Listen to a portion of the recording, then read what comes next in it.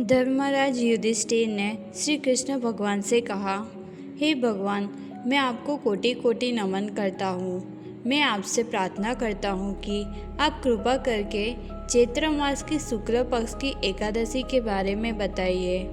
भगवान श्री कृष्ण ने कहा, हे राजन, चैत्र मास की शुक्ल पक्ष की एकादशी को कामदा एकादशी के नाम से जाना जाता है। अब तुम एक प्राचीन बात सुनो जो मुनि वशिष्ठ जी ने राजा दिलीप को कहा था। प्राचीन काल में भोगीपुर नामक एक नगर था।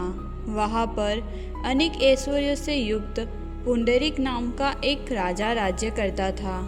भोगीपुर नगर में अनेक अप्सरा, किन्नर तथा गांधर्व वास करते थे। उनमें से एक जगह ललिता और ललित नाम के दो स्त्री पुरुष अत्यंत वैभवशाली घर में निवास करते थे। उन दोनों में अत्यंत स्नेह था कि यदि वे अलग हो जाए तो दोनों व्याकुल हो जाते थे। एक समय पुंडरीक की सभा में अन्य गंधर्वों सहित ललित भी गान कर रहा था। गाते गाते उसको अपनी प्रिय ललिता का स्मरण हुआ, जिसके कारण उसके स्वर में भंग पड़ गया और गाने का स्वरूप बिगड़ गया।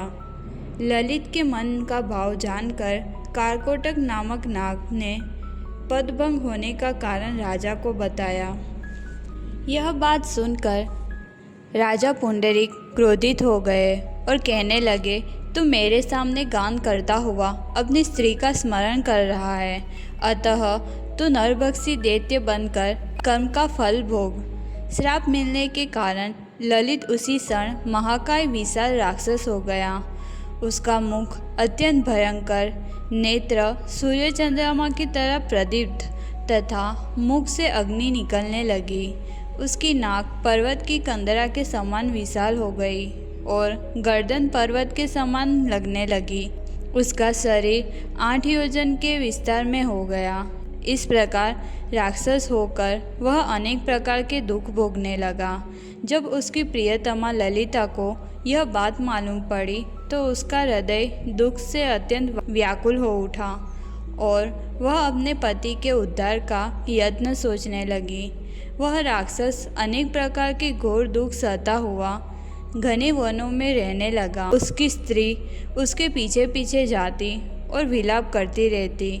इस तरह अपने पति का पीछा करते हुए वह विंध्याचल पर्वत पर पहुंच गई, जहां पर श्रृंगी ऋषि का आश्रम था। ललिता शीघ्र ही श्रृंगी ऋषि के आश्रम में गई और वहां जाकर विनंती भाव से प्रार्थना करने लगी।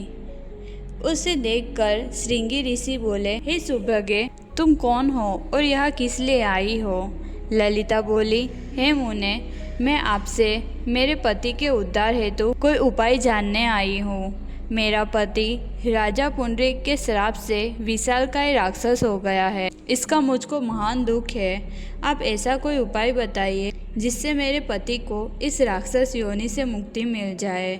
श्रृंगी ऋषि बोले, हे गांधर्व कन्या, अभी जो चैत्र शुक्ल एकादशी आने वाली है, जिसका नाम कामदा एकादशी है, इसका व्रत करने से मनुष्य के सब कार्य सिद्ध होते हैं। यदि तुम कामदा एकादशी का व्रत कर उसके पुण्य का फल अपने पति को दे दो तो वह शीघ्र ही राक्षस योनि से मुक्त हो जाएगा और राजा का श्राप भी अवश्य में शांत हो जाएगा। मुनि के वचन सुनकर ललिता ने चैत्र शुक्ल एकादशी आने पर उसका व्रत किया और द्वादशी को ब्राह्मणों के सामने अपने व्रत का फल अपने पति को देती हुई भगवान से प्रार्थना करने लगी, हे प्रभु, मैंने जो यह व्रत किया है इसका फल मेरे पतिदेव को प्राप्त हो जाए, जिससे वह राक्षस योनि से मुक्त हो जाए। एकादशी का फल देते ही उसका पति राक्षस योनि से मुक्त होकर अपने स्वरूप को प्राप्त हुआ। फिर अनेक सुंदर वस्त्राभूषणों से युक्त होकर ललिता के साथ विहार करने लगा। उसके पश्चात वे दोनों विमान में बैठकर स्वर्गलोक को चले गए। वशिष्ठ मुनि कहने लगे, हे राजन, इस व्रत को विधिपूर्वक करने से समस्त पाप नष्ट हो जाते हैं तथा राक्षस आदि की योनि से मुक्ति मिल जाती है। संसार में इसके बराबर कोई दूसरा व्रत नहीं है। इसकी कथा पढ़ने या सुनने से वाजपेयी यज्ञ का फल प्राप्त होता है।